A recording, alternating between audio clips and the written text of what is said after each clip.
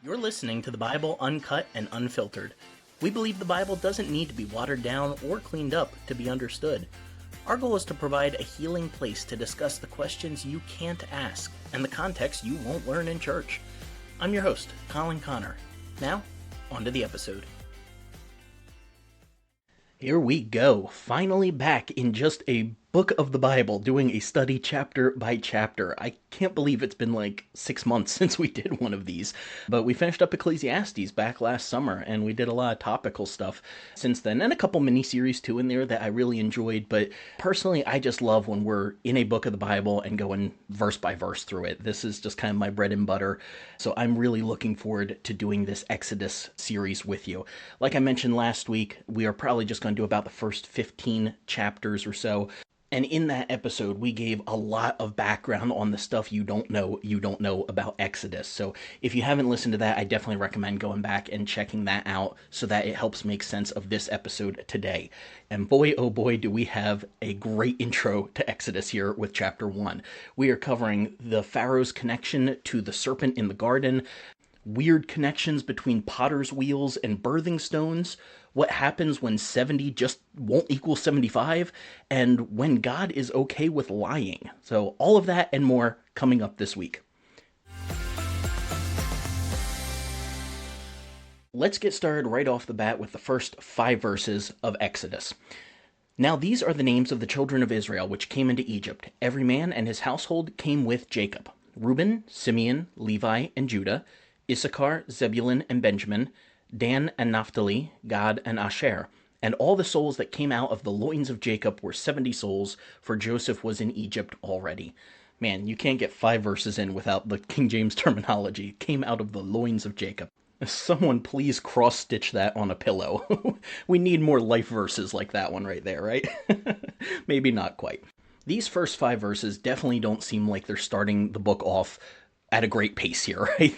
This isn't the opening scene that we were hoping for, but they are really important because, as I pointed out last week, they show a connection between Genesis and Exodus. These are not 2 separate stories. You haven't now picked up a new book, right? This is a sequel. This is Genesis with better special effects, okay? Genesis Part 2. And unfortunately, we do not have time this week to go into the whole history of Jacob and his family and what these first 5 verses are referring back to from Genesis. Or, I don't know, maybe that's fortunately. Some of you are breathing a sigh of relief that I'm not going to take 20 minutes giving you the whole history of Jacob and his family. But that is all laid out in Genesis. And the general idea is that after the Tower of Babylon incident, right where we stopped our Genesis series for the time being, so around chapter 11 going into chapter 12, God picked this guy Abram out of the nations that had spread out, and he said, all right, I'm going to try to work my plan to get humanity back to Eden through you. Abram had a son Isaac, Isaac had a son Jacob. Jacob had 12 sons, and they are the ones who are listed here in these first few verses. It was a very dysfunctional family, and the runt of the litter, named Joseph, was so obnoxious to his older brothers that they actually sold him into slavery in Egypt. But in a classic rags to riches sort of story, Joseph rises through the ranks through quite a series of events and becomes second in command over Egypt.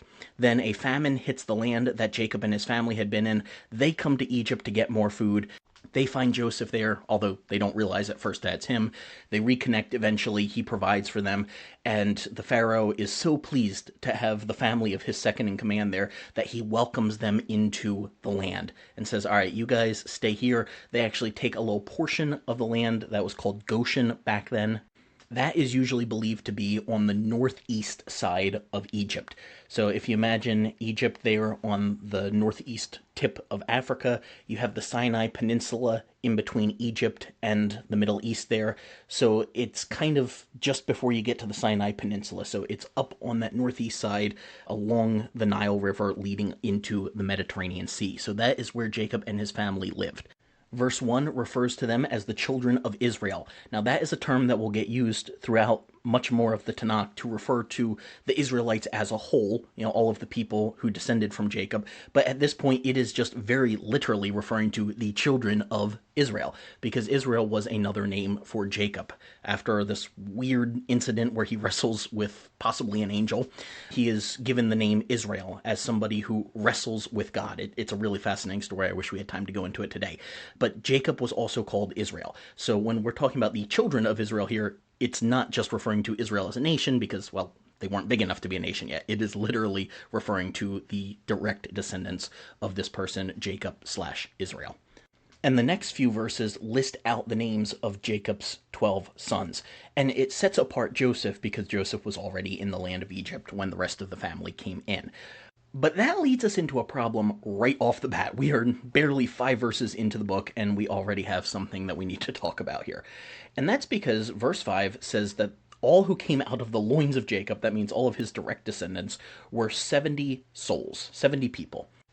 Sounds good enough. It matches on to Genesis 46:27, which reads, "The sons of Joseph, which were born to him in Egypt, were 2 souls.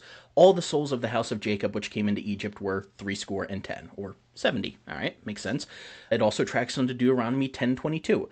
Your fathers went down into Egypt with 70 persons, 70 people. And now Yahweh your God has made you as the stars of heaven for multitude." So, sounds great. We're all on the same page. Until you open up your New Testament. And if you happen to read in the 5th book of the New Testament, you get to Acts. In chapter 7, you have this guy named Stephen who is giving this grand speech trying to persuade the people that he was not a heretic and that following Jesus was actually in accord with the Torah. And in Acts 7, verse 12, he says, "But when Jacob heard that there was corn in Egypt, he sent out our fathers first."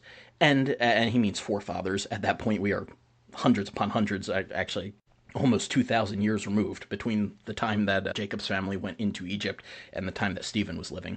Verse 13, "At the second time Joseph was made known to his brothers, and Joseph's kindred was made known to Pharaoh.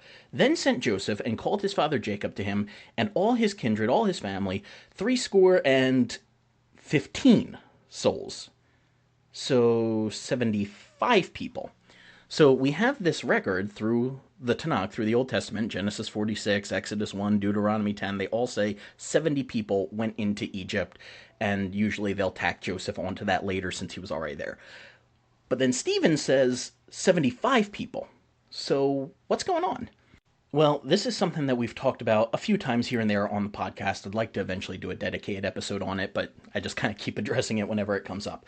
If you find a New Testament character or author quoting the Old Testament, the Tanakh, and the verses don't quite match up, that happens more often than you would think, you can almost guarantee that the discrepancy is because the New Testament person is reading from the Septuagint. And sure enough, that's what happens here. Now, quick refresher for those of you who might not be familiar. The Septuagint was a Greek translation of the Hebrew Old Testament scriptures into Greek, the language of the day. After the Babylonian exile, many of the Jewish people didn't necessarily speak Hebrew, weren't as familiar with it, and they were trying to modernize their scriptures for their current day. Now that Greek was the main language of the world, they wanted their scriptures to carry on. So they started off just by translating the first 5 books of the Torah, Genesis, Exodus, Leviticus, Numbers, and Deuteronomy. Eventually, the rest of the books were added in as well. And for the most part, it is a decent translation. It's actually one of the first major translations of such a large body of works that we have in human history. But there were certain places where it diverged quite a bit from the Hebrew-based text.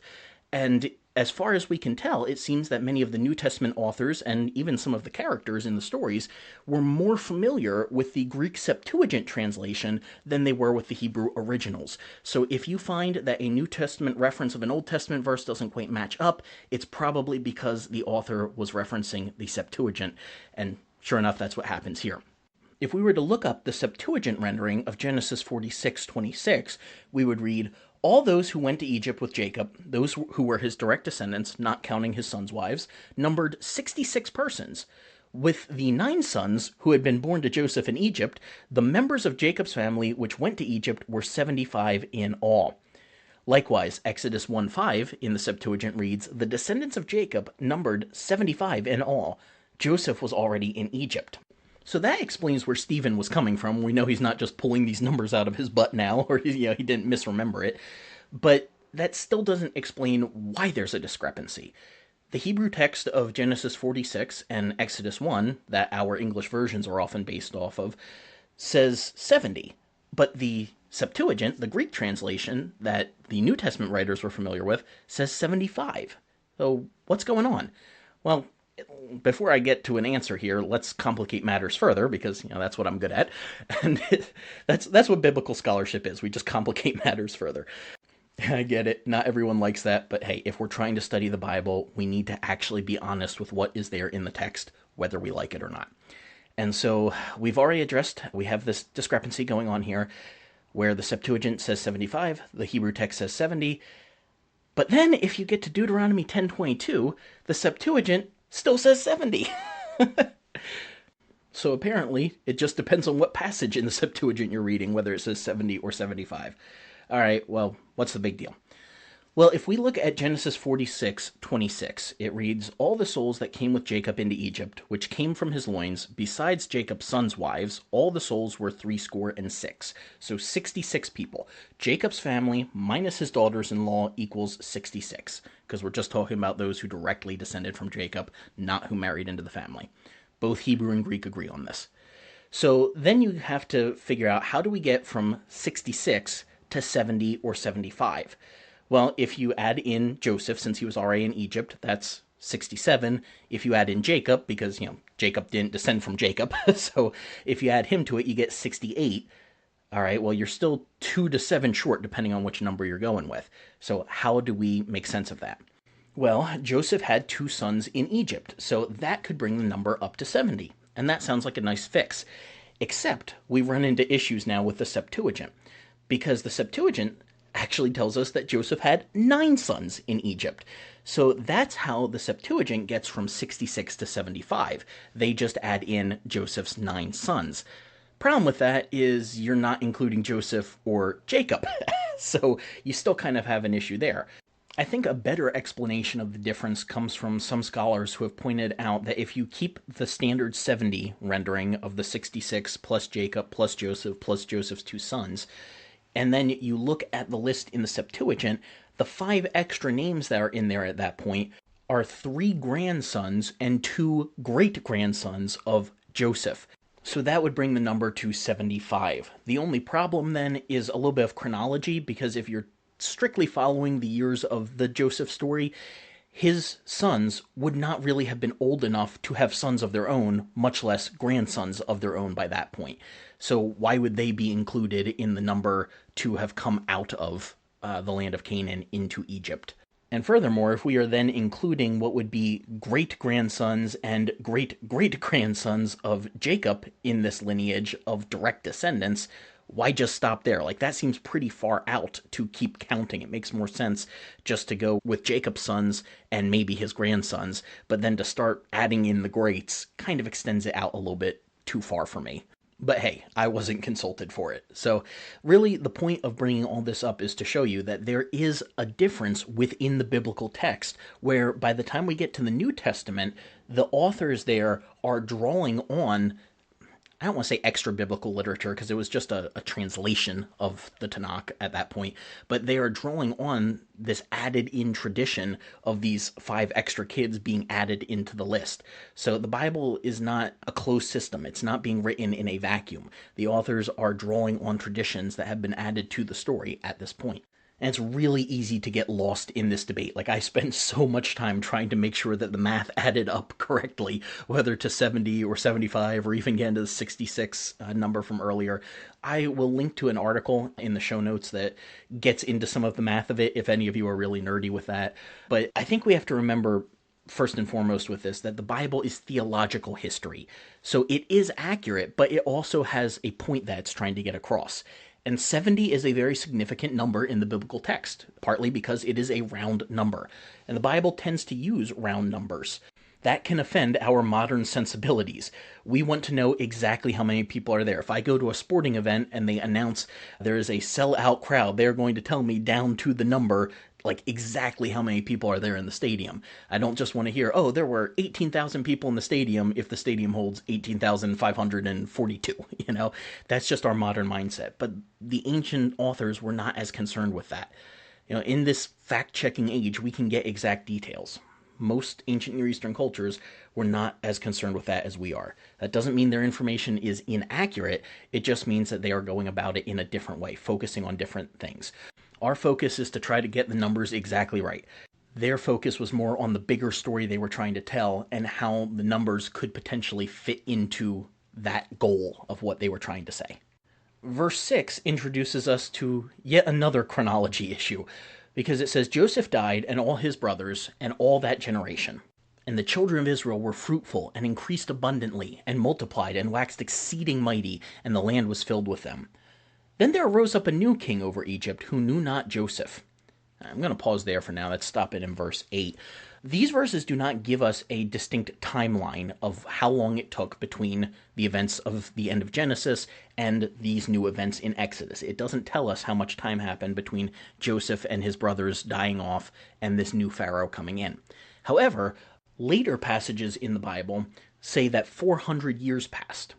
But Exodus 12:40 and even Paul in Galatians 3:17 say that 430 years passed.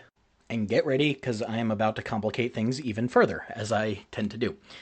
If you look back in Genesis 46, where the whole genealogy of Jacob's sons and their sons is listed, we get the name Kehat, or as the King James for some reason misspells it, Kohath.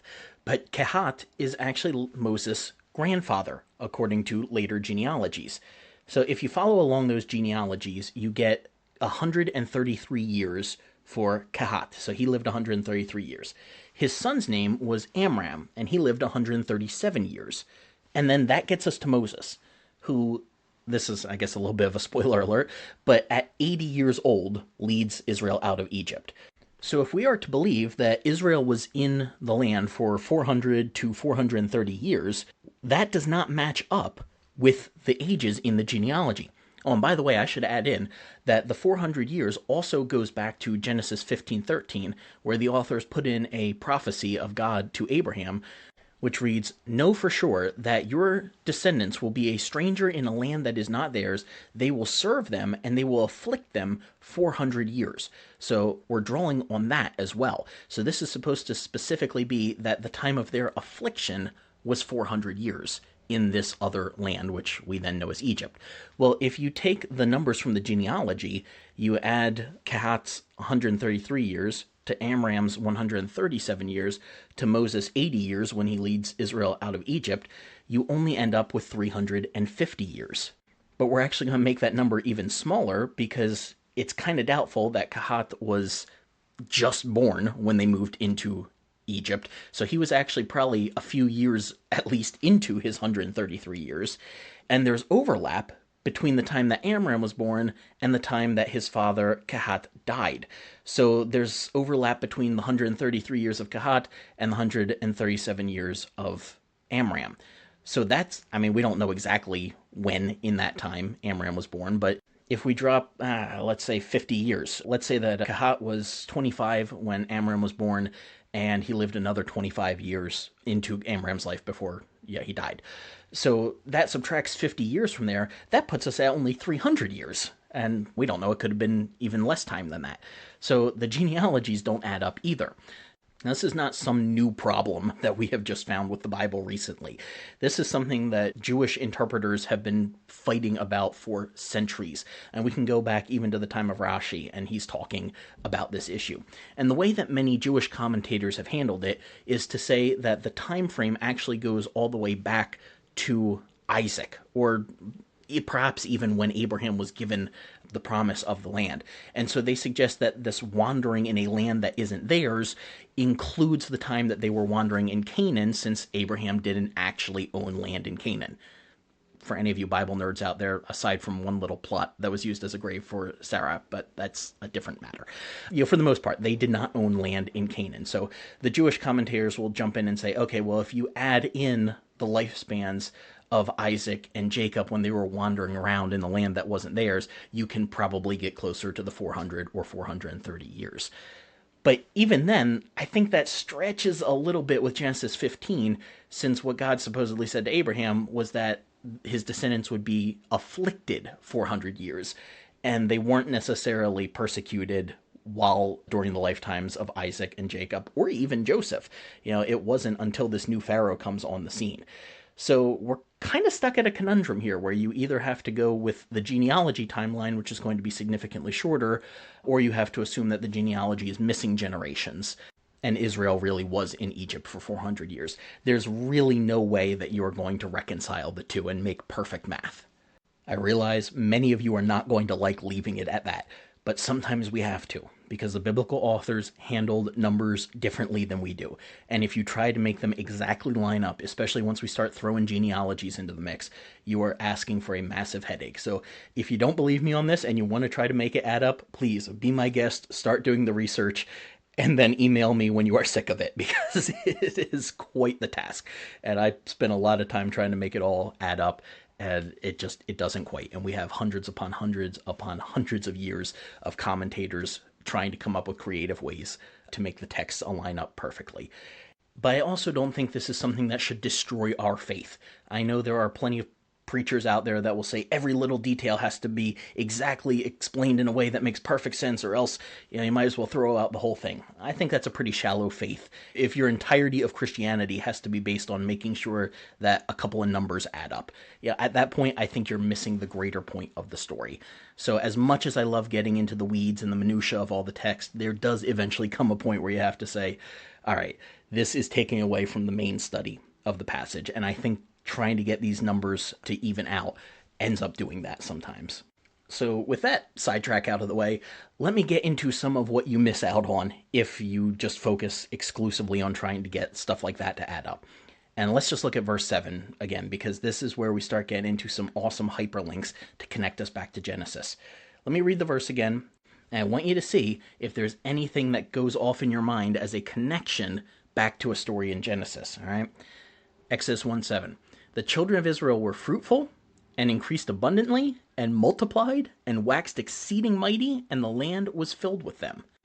I mean, come on, right? You can't possibly make this more Genesis 1-3 language. To be fruitful, to multiply, to fill the land, that is exactly what Adam and Eve were told to do in the garden. So we have this picture of Israel in the land of Egypt. They are making Eden in Egypt. They are doing exactly what the first man and woman were supposed to be doing, and they have created a new Eden in this land that isn't theirs. That is so cool. This is the stuff I really love about the Bible. And it's so easy to miss when we're just trying to power through the story or get into the weeds of details with years and all that stuff. We need to focus on these awesome hyperlinks that carry the biblical narrative along. As we get into verse 8, we're introduced to this new king over Egypt who didn't know Joseph. And this not knowing is more than just an intellectual shortcoming. It doesn't necessarily mean that he was just unaware of Joseph. It's related to covenant language. So it's suggesting that he broke the covenant that the previous Pharaoh had instituted with Joseph's family. Now let's take a quick breather for a second, and when we come back, we're going to talk about the identity of this Pharaoh and what his connection is to the greater biblical story.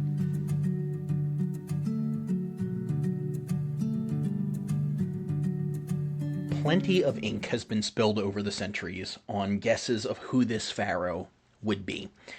And like we talked about last week, trying to bring in elements of chronology from outside this story often just ends up muddying the waters further. And you end up with a few different options, but none of them are like 100% certain that this is who the person is. Part of the difficulty, too, leans into what we just talked about in how long the Israelites were actually in Egypt to begin with. Because the chapter points out that a new king rose up over Egypt who didn't know Joseph. But it doesn't say if there were other pharaohs in between the one that welcomed in Joseph and the one who didn't know him. There could have been 5 pharaohs in between those two for all we know. How much time would it take for somebody to get lost to history to the point that a new pharaoh coming in wouldn't know the reason that all of these foreigners are in his land? You also can add in the whole shifting dynasties issue in Egypt, of where sometimes, I mean, this goes for any country throughout history, but, there's not always a peaceful transition of power, and it's not always from one ruler to their son. It's sometimes people come in and a different dynasty takes over, often by force.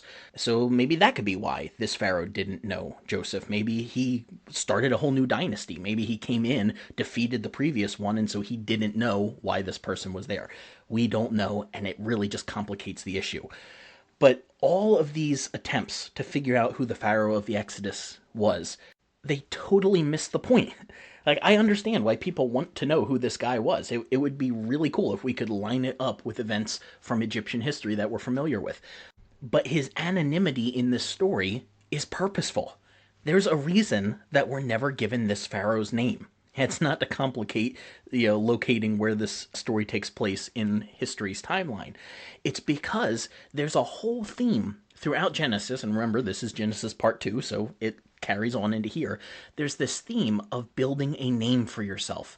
Think all the way back to the Tower of Babylon incident, where the people said that they wanted to build a name for themselves, and yet we don't have any of their names recorded. It's this irony that the biblical authors have written into the story, where if you are striving to be the one who establishes your own name, your own legacy, your own reputation throughout history, you will eventually be forgotten. But when God chooses someone, a nobody like Abram, well, we're still talking about him today. So you want God to build up your name. You don't want to be doing that yourself. And we see that, throughout Genesis.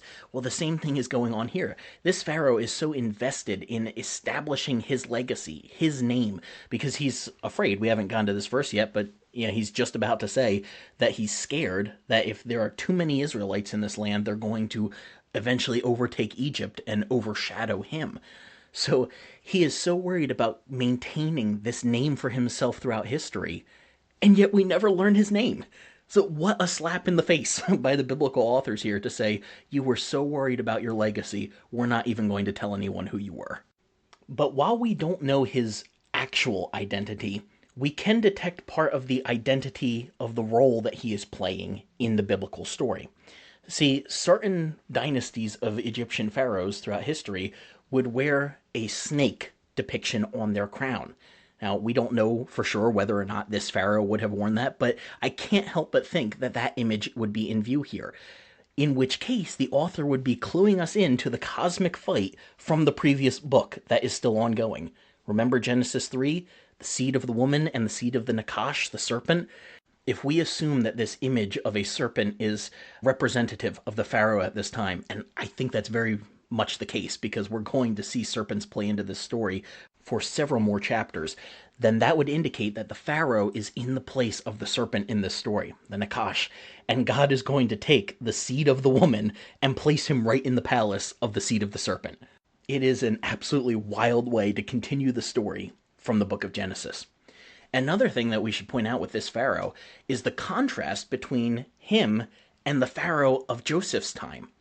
These were two different people with the same title who treated the descendants of Jacob in different ways.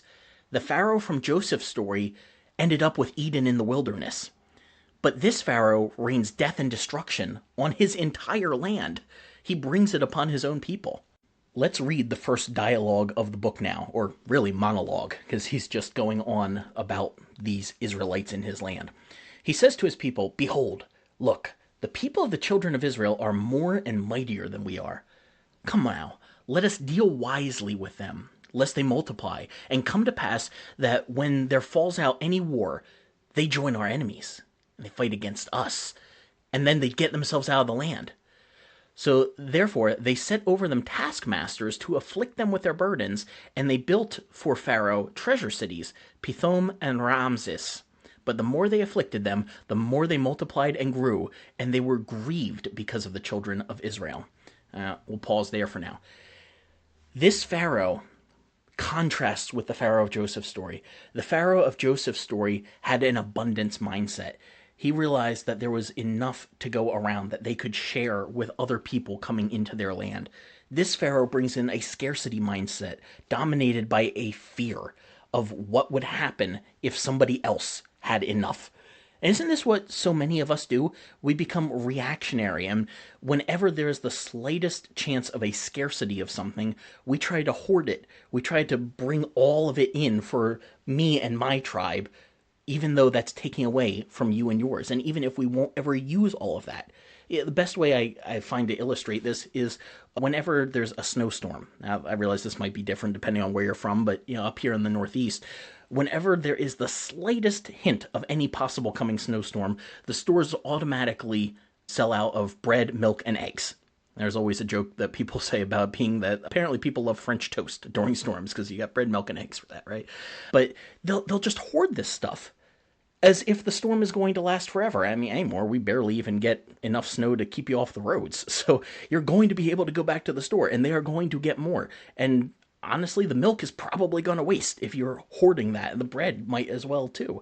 So what are you doing with that? Why is our instinct to just hoard and to overuse? I mean, just look back during COVID, what people did with toilet paper and hand sanitizer and masks. We're hoarding and hoarding and hoarding stuff that you're never going to use all that.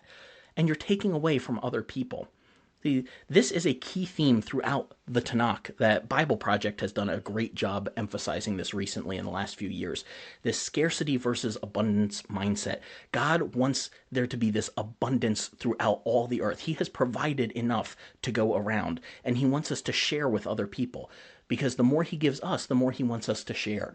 But what we often end up doing is acting as if there's not enough to go around, and so we take more than we need at the expense of people who don't have enough. That is what this Pharaoh is doing. And we might ask, what led him to act in such a way? If there wasn't a precedent for that, if these people were favored in the land before, if they were favored guests, why would he start to treat them this way? Well, I would suggest that this actually traces all the way back to the time of Joseph. I realize I painted the Pharaoh of that time in a positive light, but he was a complex character as well.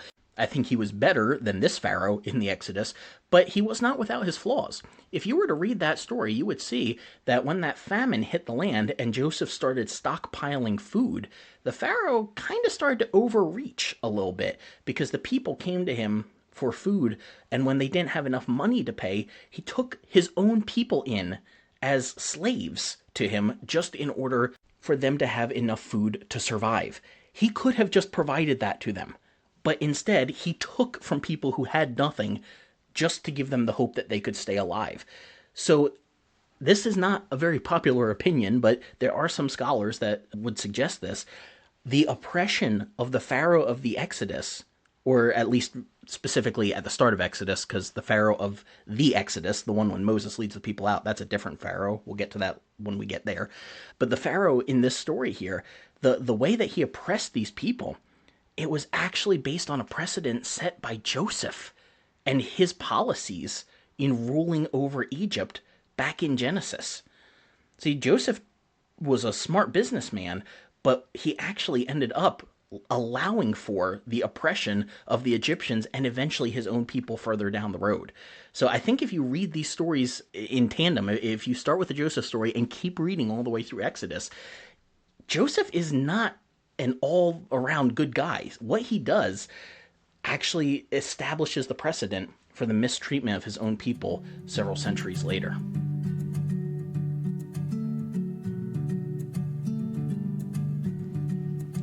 As we get into verse 11, and the King James says that they put taskmasters over the Israelites, that word taskmaster is actually just the normal word for an official of the king.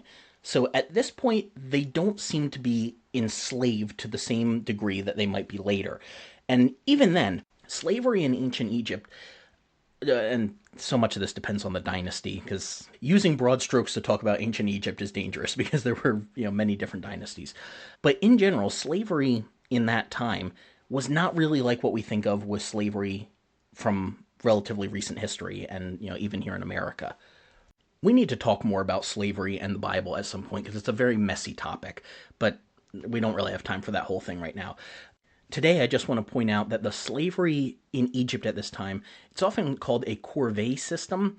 It's state-mandated work.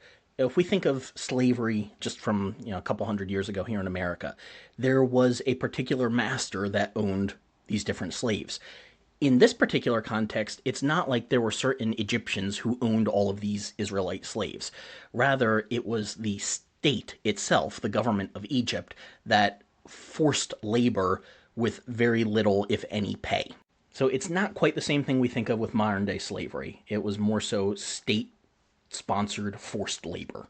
I think I may have mentioned last week that the cities spoken of here in this verse, Pithom and Ramses, don't actually really help us to date the time of the Exodus, because it is common for the Bible to rename things based on later names. So there are some people who will say, well, we know when Ramses was built, we know when the city and the storehouses were built, so it must have been around this time. Well, it's possible that it's talking about a city that would have been there before and later became Ramses. And Michael Heiser gets into all of this in his podcast episodes on Genesis 1. He also points out that there's a difference between Ramses and Raamses that is mentioned here. If you look in verse 11, Raamses actually has two A's in it, so that complicates matters further. If you're reading in the Septuagint, a third city is added into that list, and it's Heliopolis. I think regardless of which cities they were, where they were, when this all happened, I think one of the key points is that these locations were likely far from Goshen. So it was forcing the people to leave their homes where they would not be able to be around their families and their own farms. So it's separating them from their own likely wives and children. It was probably just the men that had to do this forced labor. In verse 12, what the King James has as they were grieved because of the children of Israel, it's literally they were disgusted. And I can't help but step out of teaching mode for a second here and get meddling a little bit with preaching. The story forces us to question if there is anyone who disgusts us in our own lives when we see their apparent success in the midst of hardship. Basically, the verse is saying that the Egyptians were jealous of the Israelites. It's a complete role reversal where these people are your state-sponsored slaves, and yet you're jealous of them. Here's where that scarcity mindset comes into play again. Just because someone else is succeeding, you can't be happy for them. It's okay. There is enough to go around. And just because someone else is successful right now doesn't mean that you won't have success as well. And I promise I'll stop preaching in just a second here, but I'd be remiss if I don't bring up our social media leading culture. And I have social media, so I'm not saying it's always a bad thing. But the way that we only post the good things in our lives so often, and so we see the good that other people post, and we wonder why we can't live like that. And we never think about all the negative things that happen in their lives that they don't post. And we never think how they're probably thinking the same thing about us, because all they see is the positive stuff that we post. That's not healthy. That is having this scarcity mindset. That is what the antagonists in this verse were doing. Don't be like that. All right, done preaching. Verse 13. And the Egyptians made the children of Israel to serve with rigor, and they made their lives bitter with hard bondage in mortar and in brick, and in all manner of service in the field. All their service wherein they made them serve was with rigor. Here we go with those Eden hyperlinks again. Remember, back in the garden, God told the man and woman to keep the ground, to toil it, to work the land, to spread Eden over the whole world. This is what humanity was supposed to be doing in the land. They're supposed to be toiling to work at expanding the garden out. But now, Exodus actually inverts that as this Pharaoh turns part of the blessing of the garden into an expansion of the curse of toil unto death. He is taking what they were supposed to be doing and makes it a punishment. They are now made to work in a land that was not theirs. I don't know, maybe I'm stretching a little bit here, but I couldn't help but think in verse 14, where it reads that the Pharaoh forced them in all manner of service in the field. I couldn't help but think of a little bit of a hyperlink back to when Cain calls Abel out into the field to kill him. I would not put it past the biblical authors to throw in yet another hyperlink to a Genesis villain when they're talking about this Pharaoh. It should be no surprise to us then that in later years, when Israel would look back on their exodus from Egypt and celebrate the Passover, they turned it into a 7-day festival. Do you get it? You have this person who is bringing decreation, forcing the blessing of spreading out in the land to become a curse as part of working the ground that wasn't even theirs. And when they leave all that, they celebrate with a 7-day feast. That is like a new creation all over again, starting over again after leaving Egypt. We're going back to Genesis 1. We're supposed to be trying to start over Eden again.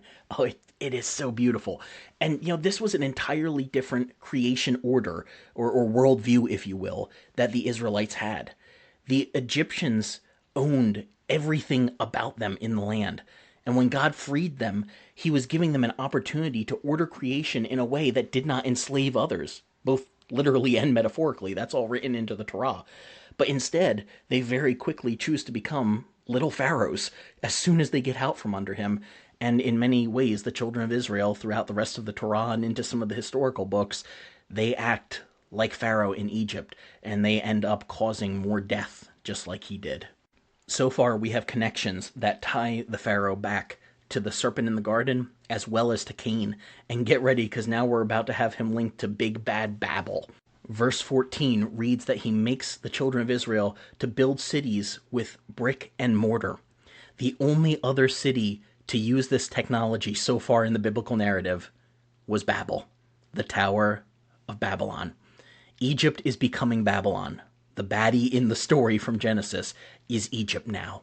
I think of it kind of like when the sequel trilogy of Star Wars came out, and the second Kylo Ren steps off the ship, you immediately know he's the bad guy. Because, yeah, he's not explicitly Darth Vader, the outfit's a little different, the mask is a little different, but you see the connections there enough to go, all right, this guy is drawing off of Darth Vader. And the further on in the story we go, we connect him to other bad guys in the narrative. So the biblical authors are doing the same thing with Pharaoh. They're giving you these little hyperlinks to say, all right, this guy is a bad dude. He is all of these things built together into one. Carmen Imes is a really awesome scholar of the Old Testament. She knows Exodus extremely well, and she pointed out something that I never noticed with these verses right here. She says that just like there was a proliferation of words earlier in the text for proliferation, now there is a monotonous list of words for monotony. So if we go back a couple verses and we see how often the story tells us that the children of Israel multiplied and grew exceeding and waxed great, and it's just synonym after synonym, for there were a lot of them. Now we have this monotonous list of words to describe the monotony of their work. It made their lives bitter with hard bondage, in mortar and in brick, and in all manner of service in the field. All their service were in the... Like, you get the monotony of it. It's a drudgery to read this verse, just like it was for them to work. Oh, it's so cool. Like, the biblical authors were geniuses in the way they wrote their text so that what's happening, the emotions that are going on, are actually built into the very language of the story as you read it. It's so easy to miss, but it's so awesome.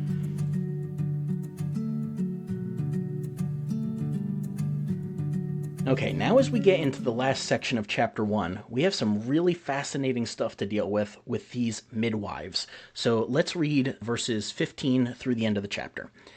And the king of Egypt spoke to the Hebrew midwives, of which the name of one was Shiphrah, and the name of the other Puah. And he said, When you do the office of a midwife to the Hebrew women, and see them upon the stools, if it be a son, then you will kill him. But if it be a daughter, she shall live. But the midwives feared God. And they didn't do as the king of Egypt commanded them, but they saved the men children alive. And the king of Egypt called for the midwives and said to them, Why have you done this thing, and have saved the men children alive? And the midwives said to Pharaoh, Because the Hebrew women aren't like the Egyptian women. They're lively. They're delivered before the midwives even get to them. Therefore God dealt well with the midwives, and the people multiplied and waxed very mighty. And it came to pass, because the midwives feared God, that he made them houses. And Pharaoh charged all his people, saying, Every son that is born you shall cast into the river, and every daughter you shall save alive. Phew, that escalated quickly, right? All right, what's going on here? Well, let's look at verse 15. The women are said to be Hebrew midwives, and it's not clear from that verse whether that means they were midwives who were Hebrews, or whether they were midwives for the Hebrews specifically. And I guess in the age of modern medicine, I shouldn't really make too many assumptions here. Just in case anyone is not familiar, a midwife would be somebody who helps a mother in the birthing process. So it could be that these women were Hebrews themselves, or it could be that they were just specifically serving the Hebrew women. And if we look down verse 19, it does seem to suggest they were not Jewish, because their response to Pharaoh is, quote, because the Hebrew women are not as the Egyptian women, they are lively, they are delivered. So the fact that they're talking about the Hebrew women as they, rather than us or anything like that, it seems to suggest that they were probably not Jewish themselves. I just want to pause for a minute before we get any further and point out how countercultural in the ancient Near East it would be to have a story where women save an entire nation. Now, I don't believe that the Bible itself is anti-women, but the culture that was written in was heavily male-centric, to the point that women were often mistreated. And I think that's something that we have to acknowledge if we are going to do full justice to studying the Bible. And there are plenty of times within the biblical story where women get overlooked, mistreated, we're not given their names, we're not told their stories, and that's all stuff that we need to grapple with. But this is an instance that I think really shines of the biblical authors uplifting women above the social standing of their day. In fact, and this is something I learned from Tim Mackey at Bible Project, In just the first 2 chapters of Exodus, there are 7 women, go figure, right? 7. There are 7 women who save the world. The 2 Hebrew midwives, Moses' mother Jochebed, his sister Miriam, Pharaoh's daughter, her servant who brings the baby to her, and Moses' wife Zipporah, who has a really strange story where she prevents either Moses or his son from dying. We'll get to that in a couple weeks. It is wild. So just in the first 2 chapters of Exodus, we have 7 women who save the nation, and ultimately, you could even say, the world. That is so cool. And going back to what we talked about with the identity of Pharaoh, isn't it just so beautifully ironic that we are given the names of these 2 Hebrew midwives, but not Pharaoh's? It's so awesome. But moving on from all that, there's an issue in these last few verses that commentators rarely ever address. And it's the fact that the way the story is normally presented does not make sense in a linear progression. The way the story usually goes is Pharaoh tells the midwives, if you see a Hebrew mother who just had a son, you are supposed to kill them. The midwives don't. They get called back into Pharaoh. He says, what are you doing? They say, oh, the kid was already born. And Pharaoh again says to them, okay, well, every son you're supposed to now cast into the river, and you can let the daughters live. Do you see the problem with that? There's no linear progression to the story. There's no change that happens there. He tells them the first time, if there's a son, kill him. And when they come back to him and say, oh, the son was already born, well, how does that go against Pharaoh's command? Like, if he has been this much of a complete a-hole, this much of a villain in the story, do you really think that the Hebrew women having babies born quickly, as the excuse is, would make a difference to him? No. And then why would he say, throw them into the river? Like, that doesn't really change anything when the initial command was to kill them anyway. So what's going on here? Well, believe it or not, the whole issue revolves around a mistranslation of a word in verse 16. And it's the word birth stools. I'm going to give a little bit of a content warning up front here. We're going to talk a little bit about abortion here. We're not going to get into any major details, but I am going to bring it up. So just keep that in mind for the next few minutes. I'll put the time signatures in the show notes so you can skip that part if you want to. Let's look at the wording of verse 16 again carefully. Pharaoh said, when you do the office of a midwife to the Hebrew women, and you see them upon, well, King James says the stools. Pretty much every translation other than that is going to say the birthing stools. And the idea is going to be that, they didn't have modern medicine back then, so they had a stool, a stone slab that you would have a pregnant woman sit on, and she would be in a position that would make it more easy for her to give birth to the baby. The problem is that word does not mean birthing stool. The Hebrew word there is ovnayim, and it seems like people have been mistranslating it birthing stool for quite a while. The King James choice here and then the later English choices definitely go back to at least the Geneva Bible, which mentions them sitting on a stool. I think you can trace it even further back to the Latin Vulgate that translates this as the time of delivery. So when the time of delivery has come, that's the way they said sitting on the birthing stools. But none of those quite get at what the word actually means. See, the word ovnayim literally just means a potter's wheel. If you think of doing pottery where maybe you're making a bowl or a vase or something, the spinning wheel that sits in between the person's legs as they're doing pottery. And this is even the exact same word used in Jeremiah 18:3 when Jeremiah says he went down to a potter's house and saw him working on the wheels. And no, that does not mean that ancient Egyptians used potter's wheels as birthing stools. If we look more closely at verse 16 again, if you're using a translation that has italics, like the King James, you'll see that the word them in the middle of the verse is italicized. It's not there in the original text. So it would literally read, see upon the birthing stools, or even more literally, see the birthing stools. So when you do the office of a midwife for the Hebrew women and you see the birthing stools, well, that doesn't make sense. You're just going to look at a birthing stool? Like, what the heck? No, this is where the potter's wheel meaning comes into play and makes so much more sense of this passage. All right, I'm going to give you a little bit of a nerdy quote here. It's from a journal article from Scott Morshower. He's a Bible scholar, and Michael Heiser references all of this in his episodes. But the article is called Potter's Wheels and Pregnancies, a Note on Exodus 1:16. Here's the key bit of ancient Egyptian culture that Morshower keys us into that makes a huge difference. He says the potter's wheel is regularly linked to pregnancy in ancient Egyptian religious literature and art. The implement was associated with the creator god Num, and that's spelled Khnum in English a lot of times, a ram-headed deity who was depicted as an artisan. In mythopoetic texts, Num would mold and shape each human being at conception upon his wheel, with the potential child being granted the physical and psychological traits that would define it as an individual, obviously including characteristics of gender. During this time of fashioning, the developing infant was said to be, quote, upon the potter's wheel, from which it would hopefully be delivered hale and healthy. What is significant is that the metaphor refers to a gestating fetus prior to parturition, end quote. So here's what's going on. There was an ancient Egyptian mythology about this creator god Num who would create life. Whenever a baby was being formed in the womb, the ancient Egyptians used the language of this god Num crafting the baby or developing it as a piece of pottery within the mother's womb. And so the baby was considered to be on the potter's wheel of Num until it was born. And part of the midwife's job in that time was to do prenatal exams.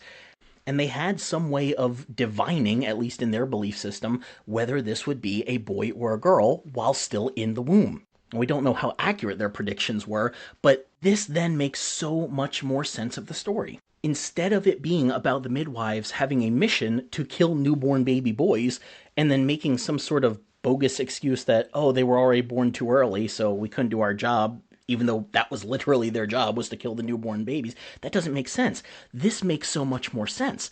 So instead of that, what was actually happening was Pharaoh said, hey, when you go perform your prenatal exams and you try to discern what Num is doing there with the child, find out if it is going to be a boy or a girl. If it is going to be a boy, abort it. The ancient Egyptians performed abortions. In fact, we have records of abortifacients that they used from a time even before the Exodus story, like a couple hundred years likely before the Exodus story. We have record of this. So now the excuse that the midwives gives Pharaoh finally makes sense. If all they were supposed to do was perform a prenatal exam and abort the baby if it was going to be a boy, then their excuse of, oh, well, the boy was already born, then it makes sense. And so then Pharaoh's second command to throw the baby boys into the river, that is leveling up on the previous. So before, it had nothing to do about killing children who are already born. It was about aborting what they perceived to be a male fetus. If the child was already born, there was no command from Pharaoh of what to do with it. It was just about preventing more boys from being born. But once the midwives foil that plan, that's when Pharaoh ratchets it up and says, okay, well, even if they're born, we're going to kill them. Makes so much more sense of the passage. Also kind of makes him out to be even more of a villain than we thought initially. And isn't it so wild how Pharaoh is hurting himself with this? If he wants to continue using the Israelites as a workforce for him, he can't get rid of all the boys. So he is killing off his own workforce for the future with this as well. But that is what being reactionary does to us. The second we start focusing on stopping what we don't like instead of increasing what we do like, we become reactionary. We start bringing more death into the world instead of more life. And I love how the midwives here were the ones that brought more life into the story. By allowing these babies to live, they are becoming like new Eves. Remember, Eve was called the mother of all living. They are Eve in this story. They are the mothers of life moving forward. And I truly cannot get over these Hebrew midwives, Shiphrah and Puah. They stood up to Pharaoh. Like, can you imagine that? He was all powerful. And depending on the dynasty, he could have even been considered a god. They were literally standing up to God. I kind of imagine Pharaoh being like the character Kingpin from the Daredevil comics and TV show. Not how he was portrayed in Disney Marvel up until this point, but back when it was a Netflix show, okay, right? He was God. You don't stand up to him. You stand up to him and you die. How did these women live? How did he not kill them on the spot? Was he not suspicious at all? Yeah, it's just so wild to me, the courage that these women had. And the subtle jab that they get in at Pharaoh when they say that the Hebrew women are lively. Like, I love that excuse. Oh, they're lively. The babies were already born. We were supposed to go to a prenatal exam, but they had already had the kid. They're saying that these people that you are trying to kill are full of life. You're creating a regime of death, but they are continuing to bring life in the midst of death. I can't help but wonder if maybe the Pharaoh was a little superstitious at this point. Like, if you get to a point where you're being told that these women are having babies well before they're supposed to, they're moving up the timeline, it's taken less than 9 months. Like, he had to be wondering, what kind of people are these Hebrews that they have such longevity and such quick birthing abilities? I can't help but think that it was starting to make him really concerned. And Pharaoh is shaping up real fast to be the worst villain in the biblical story so far, and he is not going to have a good end. Now, before we wrap up for the week, there is one other thing that I need to make sure I bring up here, because this is a big issue that a lot of people have with this story. Why did God bless the midwives if they lied? Isn't God against lying? I mean, it's right in Exodus, right? The 10 Commandments, thou shalt not lie. Like, why would God bless that at this point? I remember this being a big theological debate, even in Bible college. We would talk about this passage, and usually it would be brought in with stories of people like Corrie ten Boom and Anne Frank, and we'd ask questions, imagining if you had been in the Nazi regime in Germany, and you have some Jewish people you're hiding in the back, and the SS comes in and demands, do you have any Jews in this house? How do you respond? Are you allowed to lie at that point? As a Christian, are you required to tell the truth? Like, is God going to be pleased if you don't lie and say, well, yes, we do have Jews in the house, and let me show them to you? Or are you allowed to twist the truth a little bit? Like, the answer that we always thought was so good when we were in Bible college was, come in and find out. Don't give a yes or no, just come in and find out. That could be a nice little workaround until one of the SS agents doesn't like your smart mouth. But what do we do with this? What role can deception have in the life of a Christian? Now, I realize it's anachronistic to talk about Christianity in this text, but since we're coming at it from a Christian perspective now, that's usually where the issue comes in. Like, if we're not supposed to lie as Christians, why did God approve of what happened here? Well, if you listen to our episode on the 10 Commandments that we've already put out, you kind of know a little bit of my answer. And if you haven't, then this might surprise you. But God is actually not against lying at all times in the biblical story. That's right. You heard me. Now, please put down those stoning stones and don't throw them at me until you've heard me out. When the 10 Commandments have thou shalt not lie in that list, it doesn't actually mean lie in a general sense. It's very specifically about not lying under oath. It's made for a courtroom setting. If you are going to say, I swear by God or whatever that this is true, then you better actually be telling the truth. It is not a blanket condemnation of all lying in all cases. Now, I appreciate when Christians want to follow the Bible closely and they want to please God, but there are times when we can take this to extremes that miss the point entirely. Like, there are some Christians out there that think God wants you to always be radically honest and never present any spin whatsoever on a story. And that means that if someone says, hey, does this outfit make me look fat? And it does, then you have to say yes. Or Heiser would give the example of if you're throwing a surprise party for someone and they ask, hey, is there going to be a surprise party for me? You have to say yes. And he'd also give the example of if you're a police officer and somebody's family member died in a horrible accident, and they say, oh, were they in pain? Did they suffer through this? And they did. Well, you have to be honest with them at that. That's not actually the case. Now, we can talk about each of those as case studies and what you should or shouldn't do in those. But the biblical position on lying does not require you to tell only the absolute truth in every situation. There are a handful of stories in the Bible where God rewards deception. This is one of them. The spies going into Jericho with Rahab when she misleads the soldiers that came looking for the spies. God rewarded her for that. David engaged in deception when hiding from Saul. Paul deceived people when he slipped out of the city in the basket. Even Jesus himself deceives the crowds in the Gospel of John when he says he's not going to go up for the Passover feast for a while, and then as soon as everyone leaves, he immediately follows right behind them. There are times when God approves of deception in the Bible. In fact, there's even times when he engages in it in the Bible. The key example of this is 1 Kings 22. There's this really wonky story that a prophet tells to King Ahab of God's council of supernatural beings that meet together, and God says, hey, we got to get rid of Ahab. What should we do? One of the spirits says, oh, we should do this. And God says, no, that's a horrible idea. Let's find someone else. And another spirit says, hey, why don't I deceive some of his prophets so that they specifically go to Ahab and say, hey, you should go up to this battle. You're going to survive. You're going to succeed. But actually, he's going to die in the battle. And God goes, yeah, that's a great idea. Let's do that. I mean, if you just look back at the story of Genesis, the very foundation of Israel, the person that it was named after, Jacob, he was a deceiver. That was his whole personality trait. So we should not be surprised if the person that God chose to head up this nation was a deceiver, then he is apparently okay with it in certain circumstances. Now, all of this does not mean that God is pro-lying, or that in any situation you can or should lie. As a therapist, I would make the case that more often than not, honesty is the best policy, and sometimes even radical honesty where you are saying things that people don't want to hear. So please don't think that I am endorsing lying as a good way of life or that God is as well.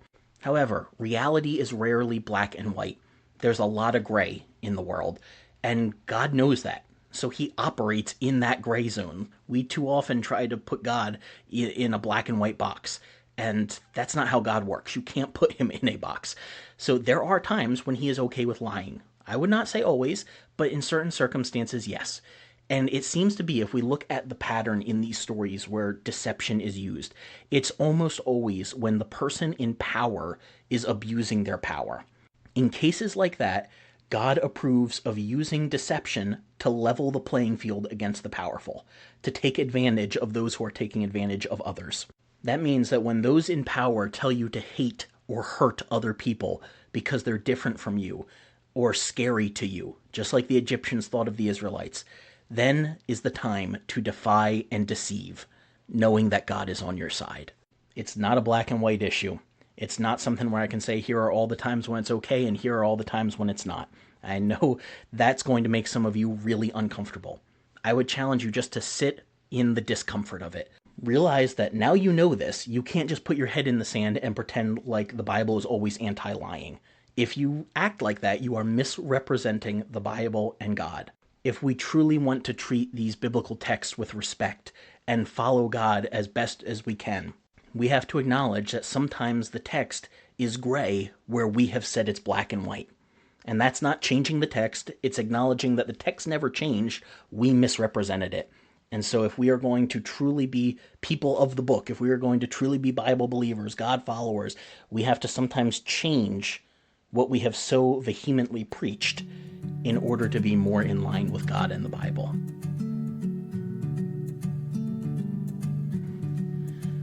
What a start to the story, right?